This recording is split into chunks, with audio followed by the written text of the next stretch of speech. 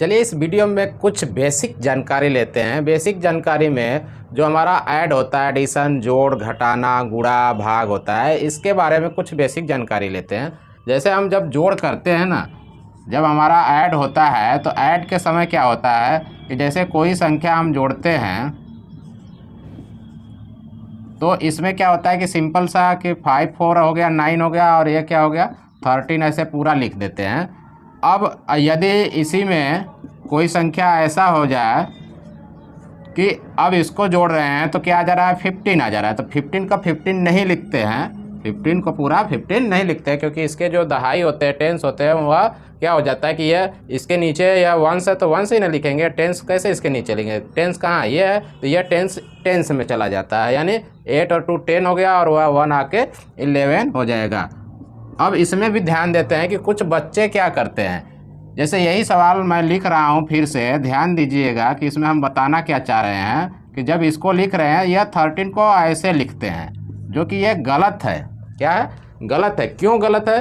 क्योंकि वंस के नीचे वंस, टेंस के नीचे टेंस, या 100 है तो 100 का स्थान इसके आगे होगा, यानी जो कि खाली है, यहाँ पे क्या है खाली है, यानी कि अब खाली नहीं है तो उसके अंदर लिख दे। ये बच्चों को सिखाना अनिवार्य होता है कि इसको हम कैसे सही तरीके से लिखें, यानी वंस के नीचे वंस, टेंस के नीचे टेंस, 100 के नीचे 100, ठीक है। लेकिन यहाँ पे जो हमारा ये टेंस जो हुआ, यह दहाई का अंक क्या हो गया, इसको हिंदी में बोला जाता है हासिल बोला जाता है और इंग्लिश में कैरी बोला जाता है। तो ये जो कैरी लग जाता है, कैरी कहाँ लगता है? बगल वाले में, यानी कि हमेशा जिसको हम जोड़ेंगे वो हमेशा 1 से ही मानते जाएंगे, क्योंकि अगर यहाँ पे हम 3 अंक ले लें, अब इसको जोड़े तो 12 आ गया, तो 12 में 1 को कैरी करेंगे तो 1 टेंस है तो इसमें आएगा। फिर क्या देख रहे हैं कि यह 14 हो गया, 1 आ गया तो 15 जब आ गया तो 15 में भी तो 1 टेंस है, तो यानी कि टेंस है तो टेंस में लिखे, क्योंकि यह इसको जोड़ रहे हैं। तो अब जब जिसको जोड़ रहे हैं उसको 1 मान लेंगे, क्या करेंगे, जिसको जोड़ रहे हैं उसको 1 मान के जोड़िए और जो उसका टेंस है यानी बगल वाले में जाएगा। इस तरीके से गलती नहीं होगी। तो यहाँ देख रहे हैं 12 आ जाएगा तो 12 को इसके नीचे एक ही अंक लिख सकते हैं, जो अगला आएगा वह आगे चला जाएगा। इस तरीके से जोड़ सकते हैं। यानी हमारे कहने का मतलब कि यह नहीं कि यहाँ टेंस है तो टेंस में जोड़े और यहाँ पे जो आ रहा है वो टेंस तो इसी टेंस में जोड़ दे, ऐसा गलती नहीं करेंगे। टेंस नहीं, जिसको हम जोड़ रहे हैं उसको 1 से ही मान लीजिए और जो उसका टेंस आ रहा है उसके बगल वाले यानी इसको 1 मानेंगे तो टेंस इसका ये होगा। लेकिन वास्तव में जो है संख्या वही रहेगा, 1 टेंस, वो बदलने वाला नहीं है। जोड़ते समय ऐसी बातें ध्यान में रखी जाती है। अब चलिए, जब सब्ट्रैक्ट करते हैं, घटाते हैं, तो सब्ट्रैक्ट के समय क्या होता है कि कोई भी संख्या जब हम घटाते हैं, जैसे मान लीजिए यही संख्या ले लिए, ऊपर वाला बड़ा है नीचे वाला छोटा है ही, तो घटेगा ही। तो ईजिली हम क्या करते हैं कि देख रहे हैं अरे घट रहा है, ऐसे घटा दिए, कोई प्रॉब्लम नहीं होता है। लेकिन जैसे ही मान लीजिए ये जो हमारा जोड़ था, इसको अगर घटाना हो तो क्या करना होगा, क्योंकि ऊपर वाला देख रहे हैं कि छोटा है, नीचे वाला बड़ा है, तो क्या होता है कि इससे यह कर्जा लेता है। क्या करता है? कर्जा। यह एक इसको कर्जा देता है तो यहाँ 10 हो जाता है। क्या देता है? कर्ज देता है, ठीक है। अब कर्ज देता है तो यह कर्जा दिया, 10 हो गया और यह 17 में से 8 को घटा दिए, 9 आ गया, तो यहाँ 7 में से 2 निकला तो 5 बचा। तो अब ऐसे क्या करेंगे कि घटा लेते हैं। लेकिन इसमें मैं अब सोच रहे होंगे कि घटाना क्यों बता रहे हैं, बहुत से लोगों को तो घटाना आता है। मैं इसमें ये बताना चाह रहा हूँ कि लोग हिंदी में तो कर्ज बोलते हैं, कर्जा बोलते हैं, लेकिन इंग्लिश में भी इसको कैरी बोलते हैं, जबकि यह कैरी नहीं है।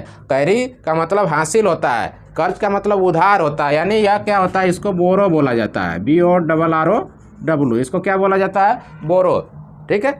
यहाँ पे बोरो होता है और यहाँ पे हासिल होता है। इस चीज़ के, इस बात का ध्यान देना चाहिए। अब देखिए इसमें होता क्या है कि जो हम जोड़े हैं, जोड़, देखिए इसको हम हटा दे रहे हैं, अब आप समझ ही गए होंगे।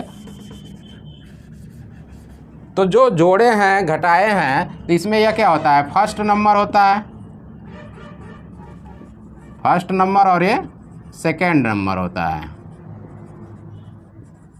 और ये जो जोड़ने पे आता है उसको सम बोला जाता है। क्या बोला जाता है? सम बोला जाता है। लेकिन वहीं यहाँ पर भी वही स्थिति होती है कि यह फर्स्ट नंबर ही है और ये सेकेंड नंबर है। लेकिन जो इसको बोला जाता है वो क्या होता है? डिफरेंस होता है। क्या होता है? तो डिफरेंस मीन्स क्या होता है, अंतर होता है। देखिए यह पहली संख्या दूसरी संख्या सम मीन्स होता है योगफल या योग कह लें, और डिफरेंस मीन्स क्या होता है, अंतर। ठीक है, तो पहली संख्या यानी बड़ी होती है, बड़ी में से छोटी को घटाते हैं तो अंतर मालूम हो जाता है, तो इसको डिफरेंस बोलते हैं, इसको योगफल यानी सम को योगफल बोलते हैं।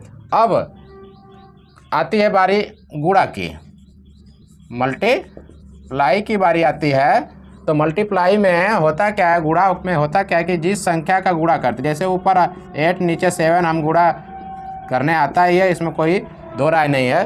तो जब गुणा करते हैं तो बहुत से लोगों को पता नहीं होता है और बहुत से लोग पढ़ाते हैं तो बताते नहीं हैं। मैं उनसे विनती करूंगा कि आप पढ़ाते हैं मल्टीप्लाई तो ज़रूर बताएं, जो लोग नहीं बताते हैं उनके लिए, जो बताते हैं वो सही है। तो इसको क्या बोलते हैं, इसको क्या बोलते हैं और इसको क्या बोलते हैं। इसको देखिए हिंदी में तो गुणनफल बोलते हैं, यह होता है गुणनफल होता है। इंग्लिश में इसको प्रोडक्ट बोलते हैं, ये तो सब लोग जानते हैं, लेकिन इसको क्या बोलते हैं और इसको क्या बोलते हैं।